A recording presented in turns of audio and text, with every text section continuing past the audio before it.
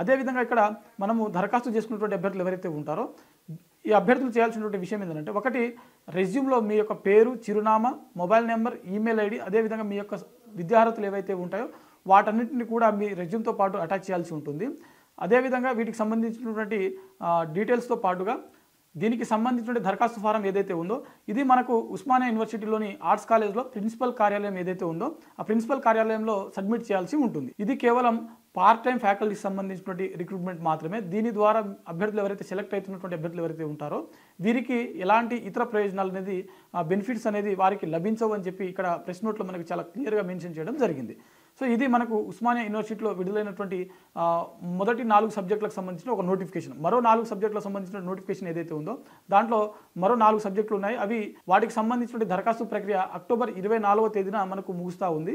ఇందులో మనకు సబ్జెక్టులు చూసినట్లయితే ఒకటి ఎంసీఏ, ఇంకొకటి ఎంఎస్సి కెమిస్ట్రీ, మరొకటి ఎంఎల్ఐఎస్సి అంటే ఎంఎల్ఐసి ఏదైతే బిఎల్ఐసి సంబంధించినది, ఇంకొక సబ్జెక్టు ఎంఏ ఇంగ్లీష్. ఈ 4 సబ్జెక్టులకు సంబంధించినటువంటి పార్ట్ టైం లెక్చర్లకు సంబంధించినటువంటి దరఖాస్తు ప్రక్రియ ఏదైతే ఉందో అక్టోబర్ 24వ తేదీన ముగుస్తూ ఉంది.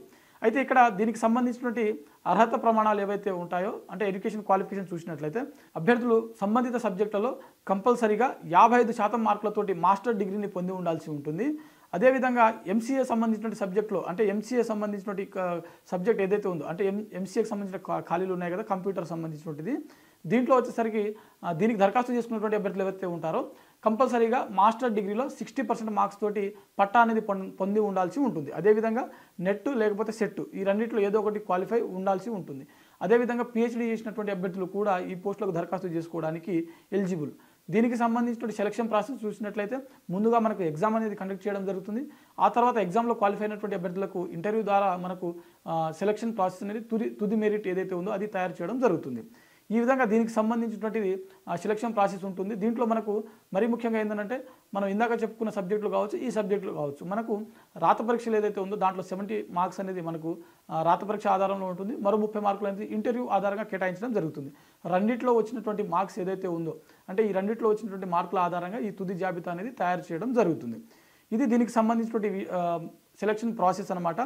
ఇక్కడ అభ్యర్థులు గమనించవలసిన విషయం ఏంటంటే ఈ పోస్టులకు ఎంపికైనటువంటి అభ్యర్థులు ఎవరైతే ఉన్నారో ఉస్మానియా యూనివర్సిటీ పరిధిలో ఉన్నటువంటి కళాశాలలు అంటే జిల్లా హెడ్ క్వార్టర్స్లో ఉన్నప్పటికీ అక్కడ మీకు పోస్టింగ్ ఇస్తే ఖచ్చితంగా అక్కడికి పోయి చేయాల్సి ఉంటుంది.